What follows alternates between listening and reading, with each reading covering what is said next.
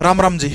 आजकल आप मीडिया में देख रहे हैं, एक बाबा है, मध्य प्रदेश के छतरपुर जिले के गांव से आते हैं। आजकल चर्चा में है, सामने वाले व्यक्ति की बात जो हम मन की बात जानकर के एक पर्चे के ऊपर लिखने का काम करते हैं। अब आपके मन में सवाल होगा कि बाबा को कैसे पता चल जाता आज के साइंस के युग में कि कोई बंदा सामने है, वो कहां से आया है, क्या काम करता है, क्या तकलीफ है, बाबा वो मन की बात कैसे जान सकते हैं। दरअसल ये सिद्धियां होती हैं, वो शक्तियां होती है जिनके कारण बाबा वो मन की बात जानते हैं। उन्हीं शक्तियों के बारे में, उन्हीं सिद्धियों के बारे में बात करूंगा।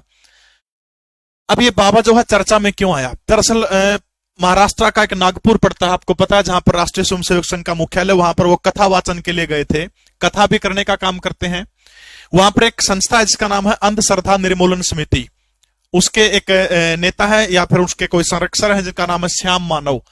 उन्होंने बाबा को एक चमत्कार जो दिखा रहे, बाबा कहा कि आप अगर चमत्कार दिखा रहे हैं तो आप मेरा चैलेंज स्वीकार करिएगा।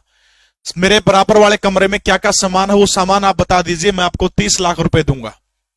अब कहते हैं कि ये चैलेंज सुन के बाबा कथा छोड़ करके भाग गए और रायपुर चले गए। खैर इसके पीछे सच क्या है, इसके बारे में तो बाबा बहुत बार बयान दे चुके हैं। लेकिन रायपुर के अंदर जो कथा हो रही है उसके अंदर जो धीरेन्द्र शास्त्री जो है, बाबा जो है जिनका नाम है पंडित धीरेन्द्र कृष्ण शास्त्री, इन्होंने चैलेंज को स्वीकार कर लिया और स्वीकार करके कहा कि आप आइए मेरे पास और मैं आपके कमरे में क्या क्या रखा है मैं आपको बताऊंगा। अगर मैंने बता दिया तो जिंदगी भर गुलाम रहना पड़ेगा। अब श्याम मानव वहां पर नहीं आए। अब आपके मन में सवाल होगा कि क्या बाबा ये बता देते कि साइड वाले कमरे में क्या रखा है? अगर आप मुझसे पूछें तो बिल्कुल आसान सी भाषा में कहूंगा, हाँ वो बता सकते थे। और ये बेहद आसान काम था उनके लिए, बेहद आसान काम है, चुटकियों में बता देते वो। कौन है बाबा? मध्य प्रदेश के छतरपुर जिले के गढ़ा एक गांव पड़ता है। 5 साल पहले इस गांव को कोई नहीं जानता था। इस 27 साल के नौजवान पंडित धीरेन्द्र कृष्ण शास्त्री ने पूरे विश्व के अंदर इस गढ़ा गांव को जनाने का काम किया है। 1996 के अंदर इसी गढ़ा गांव के अंदर जन्म हुआ था। खाने के एक वक्त की रोटी के लाले पड़ जाते थे। इनके दादा पंडित भगवान दास गर्ग, गर्ग है ये बनिया जिसको हम अपने उत्तर भारत में खासतौर पर बोलते हैं। इनके दादा पुजारी थे। 11 साल की उम्र से पंडित धीरेन्द्र कृष्ण शास्त्री जो है वो बालाजी भगवान जो है उनकी पूजा करने का काम करते हैं।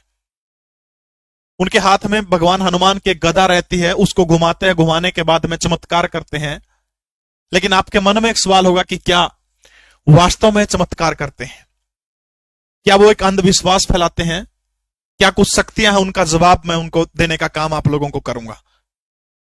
दरअसल रायपुर के अंदर नेशनल मीडिया के सामने, देश के बहुत सारे मीडिया चैनल थे, उनके सामने बाबा ने चैलेंज दिया कि श्याम मानव यहां पर आए, मैं आपका चैलेंज स्वीकार करता हूं। लेकिन वो नहीं आए। अब आपके मन में सवाल होगा कि वो क्या शक्तियां हैं, वो कौन सी शक्तियां हैं जो पंडित धीरेन्द्र कृष्ण गर्ग शास्त्री को आकर के बताने का काम करती हैं। उससे पहले धीरेन्द्र शास्त्री, क्योंकि वो खासतौर पर धर्म, जो हिंदू धर्म से जो लोग बिछुड़ के वापसी चले गए, उनकी घर वापसी करवाने का काम करते हैं बड़े लेवल के ऊपर, इसलिए भी वो निशाने के ऊपर रहते हैं। कुछ फोटो है मैं आपको दिखाना चाहता हूं, ये उन्हीं की फोटो है। अब उन शक्तियों का जिक्र भी करूंगा। ये एक फोटो इनके फैन के द्वारा वायरल की गई कि ढोंग सिर्फ धीरेन्द्र शास्त्री करते, यहां तो गाड़ी को पोइम सुनाई जा रही है। ये कोई पादरी है, नई गाड़ी कोई बंदा लेके आया, उसके सामने प्रार्थना कर रहे हैं कि गाड़ी ठीक चले। ये कहते हैं कि क्या ये भी अंधविश्वास नहीं है?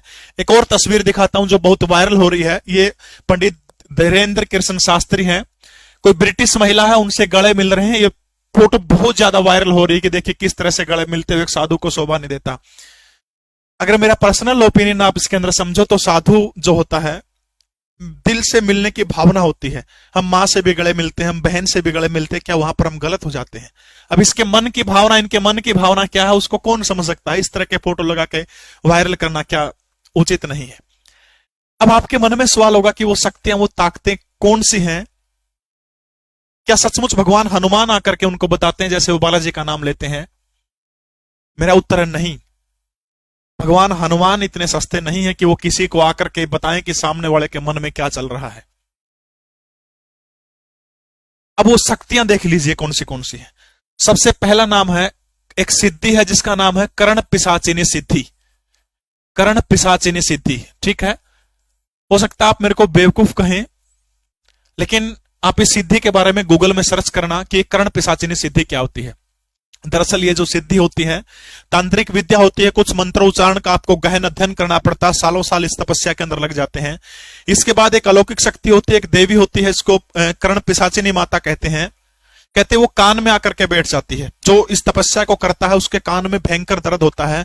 अगर आपको पूरी विधि जाननी है तो आप YouTube पर सर्च करिएगा कर्ण पिशाचिनी विधि, या फिर गूगल में सर्च करिएगा, आपको पूरा पता चल जाएगा कैसे कैसे इसकी विद्या करनी होती है। वो मैं उस चक्कर में नहीं पड़ना चाहता, मैं आपको सिर्फ बताना चाहता हूं कि पंडित धीरेन्द्र कृष्ण शास्त्री कैसे जानने का काम करते हैं।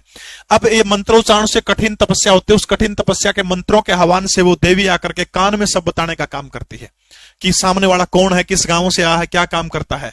अब एक और दिलचस्प मामला इसके अंदर, जब मैंने इसके बारे में अध्ययन किया तब पता लगा कि सामने वाले व्यक्ति के बारे में लाइव नहीं बता सकते कि ये कहां से आया, क्या कर रहा है, लिख के बताना पड़ता है। ये भी एक, नहीं तो अगर इस तरह का नियम अगर वो तोड़ेंगे, अगर सामने वाले के बारे में लाइव बता देंगे, कहते हैं कि ये देवी जो शक्तियां जो है ये कभी नहीं आती।